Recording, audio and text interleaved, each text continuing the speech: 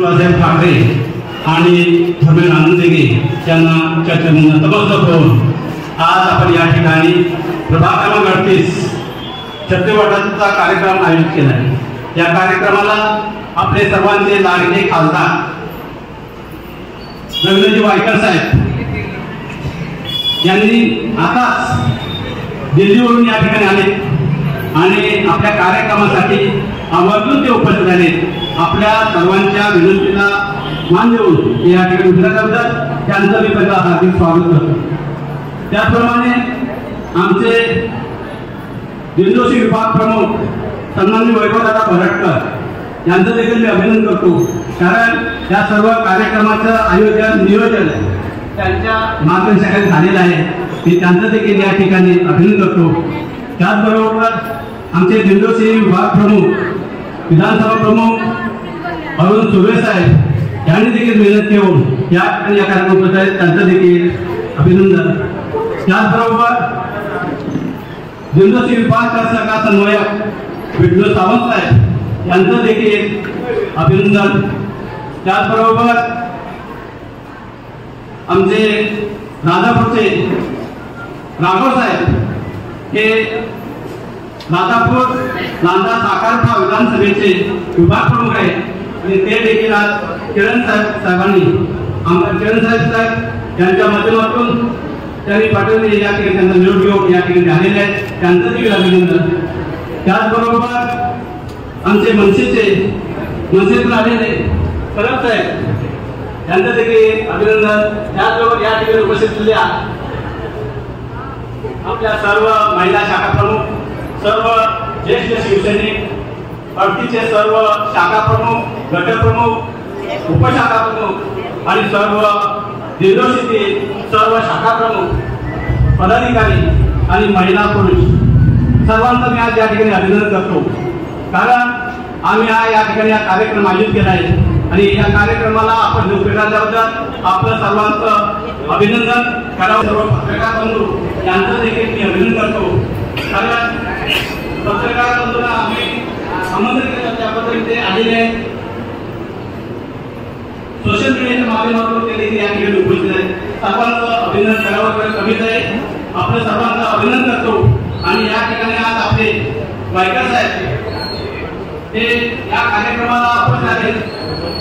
त्याचं महत्त्वाचं कारण आहे, आपण दिंडोशी विभागामध्ये वायकर साहेब हे खासदार म्हणून निवडून आल्यानंतर उत्तर पश्चिमचे ते खासदार आहेत आणि ज्यावेळेला वायकर साहेब उभे होते इलेक्शनला उभे राहिले त्यावेळेला या ठिकाणी सर्व ठिकाणी फिरता आलं, कारण दिवस फार कोरडे होते आणि त्या पिरियडमध्ये वायकरचा सर्व विभाग फिरता आला नव्हता, परंतु आम्ही लोकांच्या पर्यंत जाऊन ठरवला वायकर साहेबांनी जोगेश्वरीमध्ये कसा डेव्हलप केला, कसा विकास केला हा एकच मुद्दा दाखवून आम्ही वायकर साहेब तुम्हाला मतदान करणाऱ्या लोकांसाठी प्रवृत्त केलं।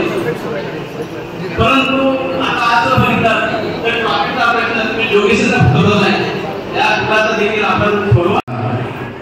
आजच्या विभागाचे स्थानिक नगरसेवक आत्मानंदाचे यांनी छत्तीवाटाचा कार्यक्रम आयोजित केलेला आहे आणि या कार्यक्रमाला खास करून दिल्लीमध्ये असताना सुद्धा आपल्या लोकांना भेटण्यासाठी यायला पाहिजे, कारण त्यांना पुन्हा सकाळी 6च्या प्लेनने जायचं आहे दिल्लीला। ते आपले सर्वांचे लाडके शिवसेना प्रमुख बाळासाहेब ठाकरे यांचा शिवसेना। आपण यापेक्षा छत्री घ्यायला लागलोय सांगितलं पाहिजे तुम्ही सगळ्यांनी, आपला हा आपापा आपला आहे, आपण सगळे मिळून आपापा घडवलाय, आपण सगळे मिळून नगरसेवक निवडून दिले आहेत, सगळे आपले लोक आहेत। जेव्हा आपले लोक असतात तेव्हा आपल्याला एक अभिमान असला पाहिजे की आपले लोक वरती बसले आणि आपण त्यांच्यासाठी एकत्र आहोत। ती जनतेची भावना त्यांच्या चेहऱ्यावर दिसली पाहिजे, त्यांच्या आवाजातून दिसली पाहिजे, अशी एक अपेक्षा आपल्या सगळ्यांचे लाडके नगरसेवक आत्माराम ताजे साहेब यांनी आज छत्री वाटपचा कार्यक्रम आयोजित केला। त्यासाठी आपल्या सगळ्यांचे अभ्यासू आणि ज्यांच्यावर आपण सगळे अभिमान करू असे आपल्या सगळ्यांचे लाडके खासदार अख्ख्या पार्लिमेंटमध्ये 528 पैकी आमचा नंबर 32वा लागतो. हा आम्हाला अभिमानाची गोष्ट साहेब पहिल्यांदा घेऊन इतका त्यांच्या कामाची क्वालिटी आहे, इतक्या त्यांच्या मागीच्या वेळेस प्रश्न संसदेमध्ये आतापर्यंत मागील 10-15 वर्षाचा अनुभवाबद्दल चर्चा नाही केलेली बरी, परंतु मागील 10 महिने 15 महिने झाले असतील. या 15 महिन्यामध्ये जितके साहेबांनी केंद्र सरकारला मुंबईच्या प्रश्नांवरती डोकावून सोडलाय आणि त्या सगळ्या प्रश्नांवरती केंद्रीय मंत्र्यांकडून प्रत्येक महिलाने एक स्टेप वाईज कामं पूर्ण करण्यात आली आहे. हे तुम्हाला सगळ्यांना आणि आम्हा सगळ्यांना की आपण ज्यांना निवडून दिलं ते अभ्यासू आणि दमदार नेतृत्व आपण सगळ्यांनी आपण सगळ्यांनी निवडलं, त्याबद्दल पहिल्यांदा साहेब आपल्याकडे आले. मी आपल्या सगळ्यांसाठी मनापासून अभिनंदन करतो. आमच्या दिग्दर्शी विधानसभेच्या सगळे पदाधिकारी इथे उपस्थित आहेत. सगळे विधानसभा प्रमुख पासून विभाग प्रमुख पासून अरुणभाई सुर्वे असतील, ताते साहेब असतील, आमचे राजू सावरकर असतील, शरद पुढे दिसत नाहीये, आणि आपल्या सर्व महिला पदाधिकारी, सर्व शाखा प्रमुख प्रभाग क्रमांक 36 पासून 44 पर्यंत जे सगळे उपस्थित आहेत, महिला पदाधिकारी इथे सगळे उपस्थित आहेत. आणि आज हा आमच्या शिवसेनेच्या कार्यक्रमाला आपण सगळे मोठ्या संख्येने उपस्थित आहात. परंतु आता माझ्या दोन्ही सरकारी नगरसेवकांनी त्यांच्या विचार मांडल्या, त्यांचे प्रश्न आपल्या समोर मांडलेले आहेत. याचबरोबर मी काही गोष्टी तुम्हाला सगळ्यांना आठवण करून देतो. 2017 मध्ये निवडणुका झाल्या, त्यानंतर निवडणुका पुन्हा होतील कधी 2022 कोविड काळामध्ये गेला, सगळ्यांना वाटत होतं 2022 मध्ये होतील. परंतु 2017 मध्ये जेवढे सगळे नगरसेवक झाले, सगळे नवीन नगरसेवक 4 वर्ष आम्हाला बोनस मध्ये मिळाले. या 4 वर्ष बोनस मध्ये आम्ही काय केलं तर आपल्या आपापल्या 120 फुटाचा रोड हा आपण प्रपोज केला आणि आज त्याच्या सगळीकडे नोटीस वाटल्या गेल्या आहेत. लवकरात लवकर आपण तो रस्ता उघडण्यासाठी तो माला कांदिवली आणि गोरेगावला जोडतोय, तो रस्ता उघडण्याचं काम आपल्या माध्यमातून चालू आहे. आज आपण ज्या रस्त्याने येत आहे, या रस्त्याच्या दोन्ही साईडला महापालिकेकडून नोटीस देण्यात आलेली आहे की आपण त्या रस्त्याच्या वायडिंगचं काम शिंदे साहेबांच्या माध्यमातून आपण त्या हातात घेतलेलं आहे.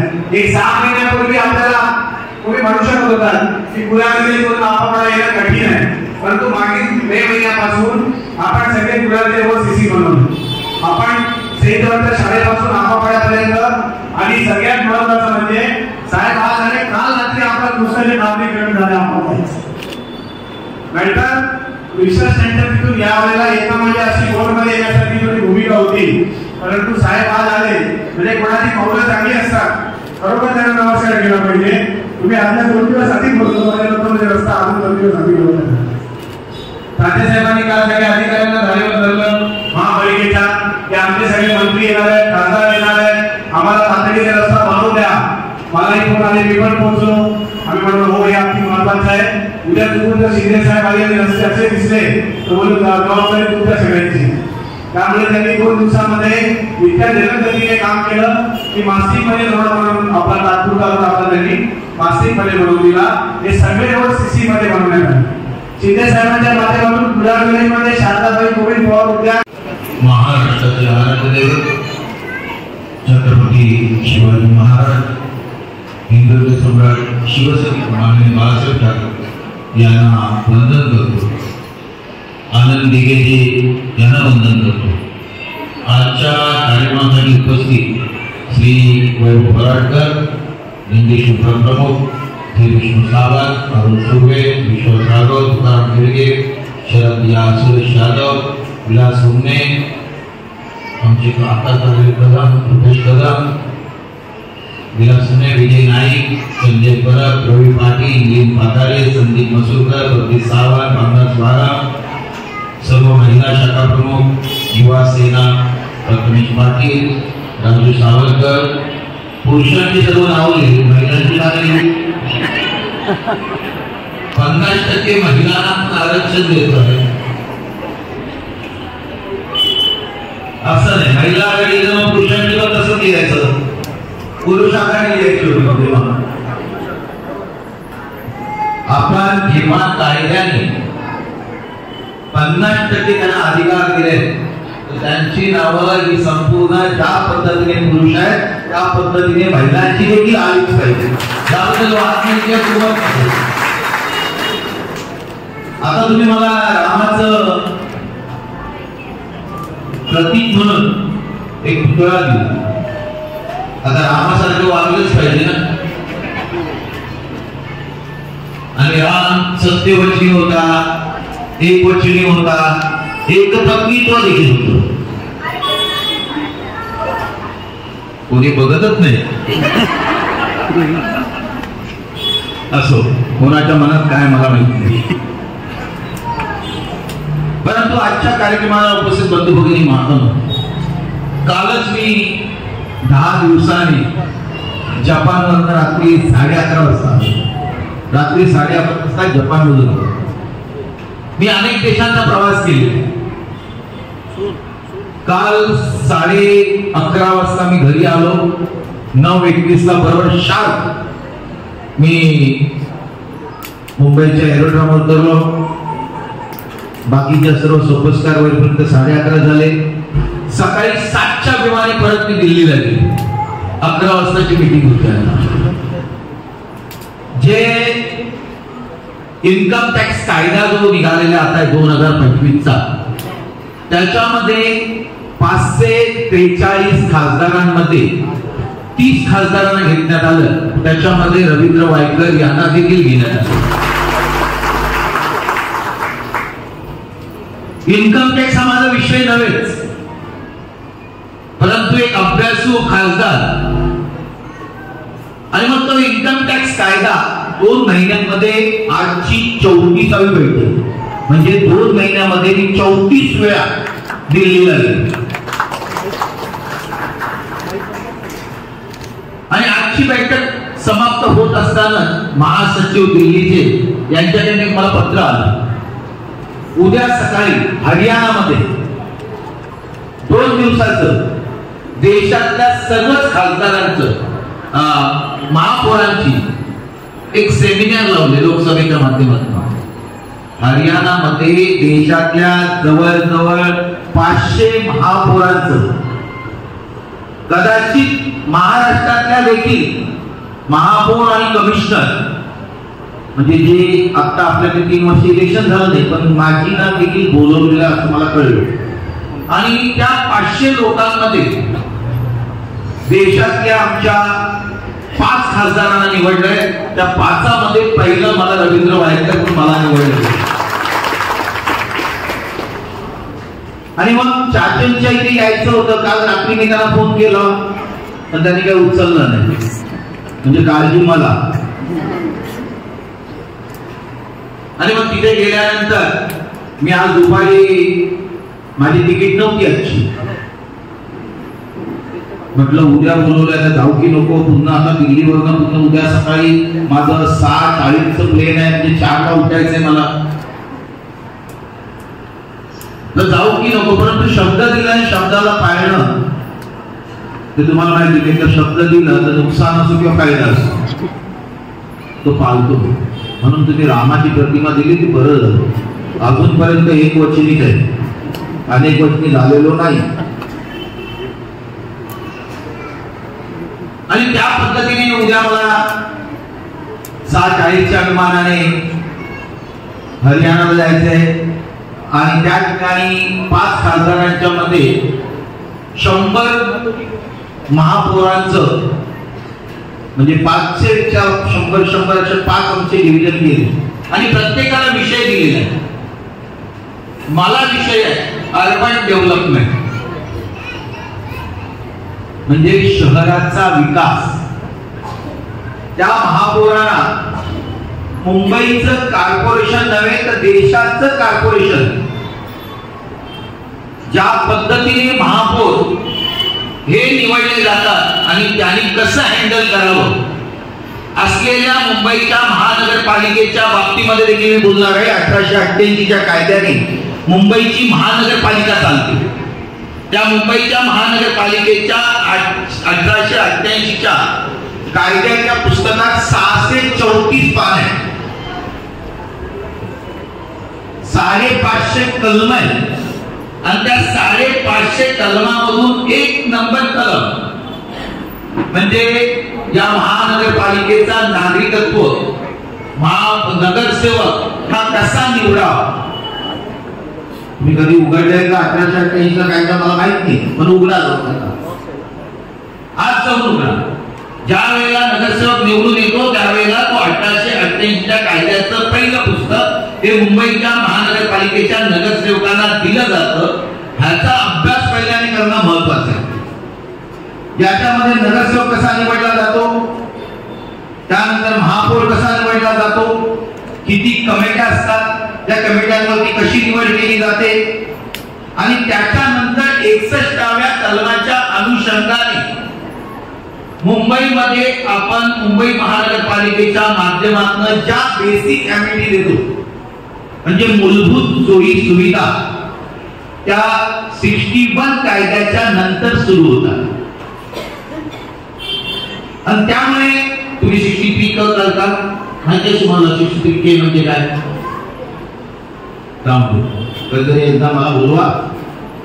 सर्वांना तुमचे जेवढे पदाधिकारी जर मला देशाच्या सर्व महानगरपालिकेच्या महापौरांना जर शिकवायच्यासाठी बोलवलं जातं तर का बोलवत नाही मला कळत नाही. असं तर या दृष्टीने उद्या त्या ठिकाणी जाईल 2 दिवसाचं अधिवेशन आहे. त्याचं उद्घाटन आमचे अध्यक्ष ओम बिर्ला यांच्या हस्ते होणार आहे. आणि त्याच्यानंतर आम्ही ज्या 100 महापौरांच्या बाबतीमध्ये काय त्यांच्याबरोबर चर्चा केली, कशी केली, कशा पद्धतीने त्यांच्या मागण्या याचं विश्लेषण त्याच्यानंतर दुसऱ्या दिवशी अध्यक्षांच्या समोर आम्हाला स्पीच द्यायचं. आता रात्री कधी वाचायचं, कधी पोचायचं, परंतु माझं काय आहे मला काही तसं काही प्रश्न येत नाही. त्या कायद्यामध्ये ज्या वेळेला इन्कम टॅक्स कायद्यामध्ये मी पाहिलं की अनेक किचकट तऱ्हेने इन्कम टॅक्स कायदा हा पहिल्याचा होता. 1961 ला इन्कम टॅक्सचा कायदा पहिला बनवण्यात आला. त्याच्यानंतर तो किती सिम्प्लिफाय करायचा कायदा संमत केला, पण तो सिम्प्लिफिकेशन करण्यासाठी जी आणखी कमिटी बनवलेली आहे प्रत्येक वर्डचा अर्थ बदलतो. आणि अशा दृष्टीने आम्ही प्रत्येक राज्यामध्ये मुंबई असो आणखी बँगलोर असो या सर्व ठिकाणी ज्या वेळेला तुम्ही इन्कम टॅक्सचं रिटर्न भरताना ते रिटर्न तुमचं बँगलोरला जातं आणि बँगलोरवरनं त्यातनं तुमचं किती पद्धतीने तुमचं भरलेलं आहे नाही भरलेलं आहे याच्यानंतर तुम्हाला किती रिटर्न केलं पाहिजे किंवा एक्स्ट्रा घेतलं पाहिजे तिकडून येतं. सर्व कॉम्प्युटराइज आहे. मी याच्यावरती पुन्हा कधीतरी मला बोलवा कारण इन्कम टॅक्स भरतच नाही तुम्ही. तो विषय वेगळा आहे, जाऊन दे, तो पण आपण नंतर घेऊया. परंतु मी अजूनही तुमच्या विभागामध्ये ज्या पद्धतीने ज्युडिशियरी काम करतोय, आता ज्या पद्धतीने आंतरिक काम करतोय, ज्या पद्धतीने मी झुला काम करतोय, ज्या पद्धतीने गोरेगाव ईस्टला काम करतोय, त्या पद्धतीने गोरेगाव ईस्टला मी तुमच्या इकडे म्हणजे नागरी निवारण सुरू केलंय, पण तुमच्या इकडे मी अजून आलेलो नाही आहे. आणि त्यामुळे तुम्हाला कळणार नाही आहे मी काय करेन आणि काय नाही. मी 2 मीटिंग घेतल्या, त्या 2 मीटिंग मध्ये मला अभ्यास चालू होता की मला काय करायचंय. मला माहिती आहे तुमच्या इथल्या बेसिक अमेनिटी मला माहिती आहे. तुमच्या इथल्या असलेल्या डोंगरावरच्या वन खात्याच्या जमिनीच्या बाबतीमधल्या वृत्ती मला माहिती आहे.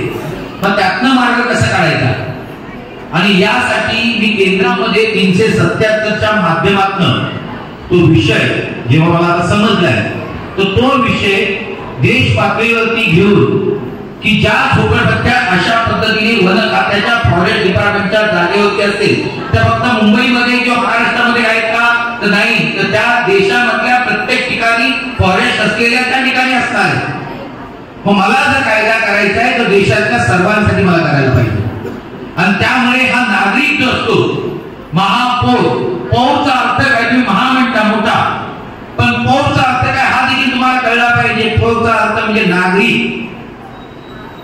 मग ज्याच्यामध्ये नागरिकाचे कायदे आणि कर्तव्य याचा संस्कृत अर्थ हा पौर आहे. कधी तुम्ही विचार केला की मला माहित नाही, पण त्याचा विचार केला तर तुम्हाला कळलं. आणि म्हणून हा विचार करताना मी त्या वन जागेवरती फॉरेस्टच्या जागेवरती असणाऱ्या लोकांना कसं काम करायचंय मी या ठिकाणी याच्या अगोदर देखील संजय निरुपम साहेबांनी ज्या वेळेला बैठक घेतली त्यावेळेला देखील त्याला सांगितलं अशा पद्धतीने नाही, मला तर कायद्यामध्ये रूपांतर केलं तरच मी यांना न्याय देऊ शकतो.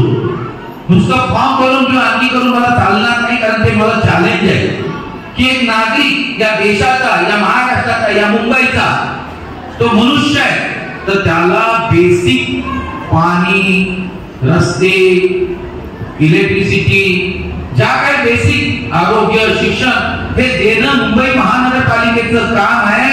हे दिलंच पाहिजे. मनुष्य म्हणून आम्हाला जगवलंच पाहिजे. हे सरकारचं काम आहे. हे राज्य शासनाचे असेल, महानगरपालिकेचं असेल किंवा केंद्र शासनाचं असेल, त्यांनी मनुष्य म्हणून आम्हाला दिलं पाहिजे.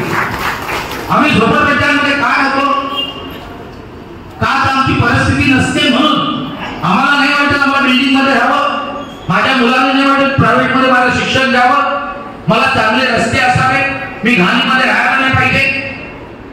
ते मला पाहिजे, मला वाटतं. आणि ही जाणीव आमच्या राज्यकर्त्यांना येणं गरजेचं आहे, म्हणजे मला येणं गरजेचं आहे, कारण मी राज्यकर्ता झालेलो.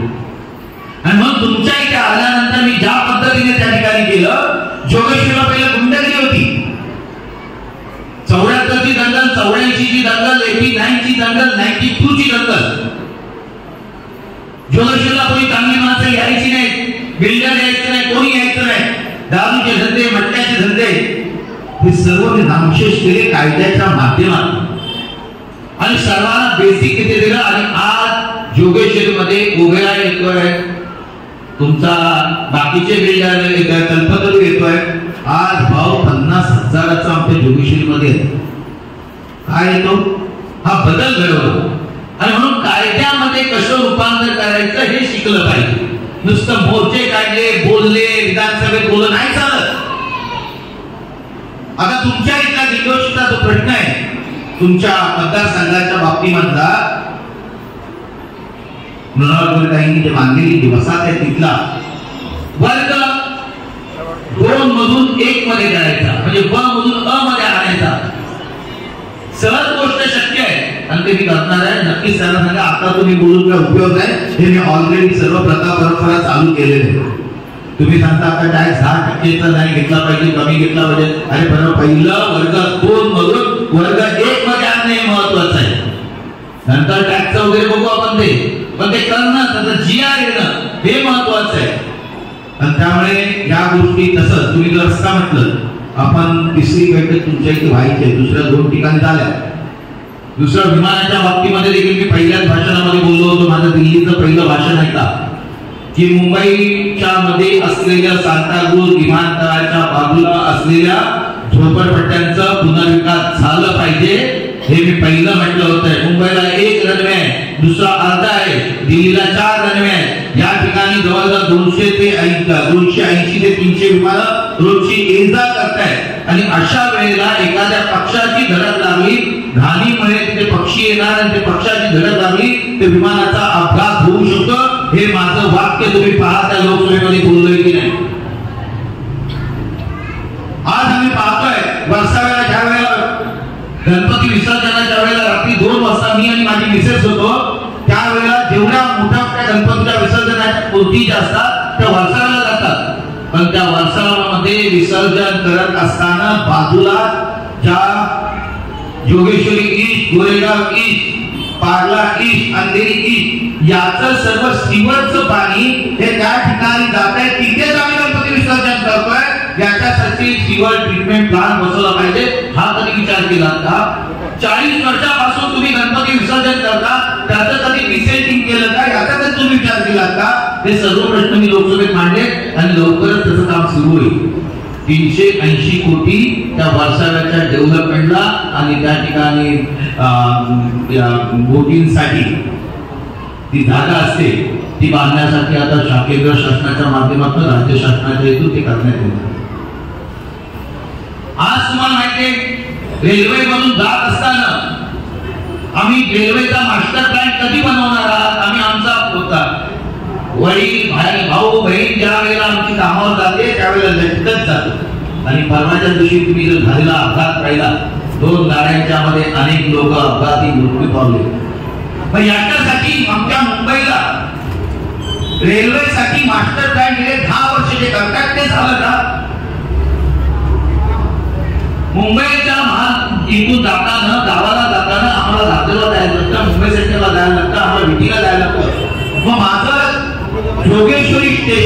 हे जंक्शन कधी होणार आणि त्याचा पाठपुरावा केल्यानंतर तुम्हाला या डिसेंबर मध्ये रवींद्र वायकरच्या माध्यमातून योगेश्वरी जंक्शन सुरू होते.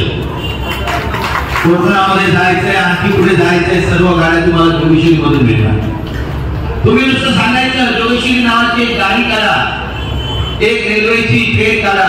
अरे आता अनेक गाड्या तिथून निघणार आहे, अनेक गाड्या. एवढंच नव्हे का गोरेगाव देखील जंक्शन का त्याच्या माध्यमातून गेलेलं. गोरेगाव देखील जंक्शन करतोय. त्याचप्रमाणे वसईला देखील सर्वात मोठं जंक्शन करतोय. तो मुंबई सेंट्रलला 9 आमचे प्लॅटफॉर्म आहे. त्या पद्धतीने वसईला त्याच्यापेक्षा जास्त प्लॅटफॉर्म करून बाहेर तिकडून येणाऱ्या गाड्या तिकडूनच तशा व्हायला तर सर्व ठिकाणी जाऊ शकतो आणि मुंबईला येणारी जी गर्दी आहे ही गर्दी थांबवली जाऊ शकते. वाढवत मंदिराचा विकास देखील झाला पाहिजे, यासाठी ते टर्मिनल असणं गरजेचं आहे. कारण औद्योगिक दृष्ट्या बाकीच्या देखील गोष्टी चालणार आहेत आणि त्यामुळे याचा सर्वांचा अभ्यास करून ही सर्व कामं करतोय आणि तुमच्या इथे अजून येतोय. तुम्ही एक सांगितली शेड,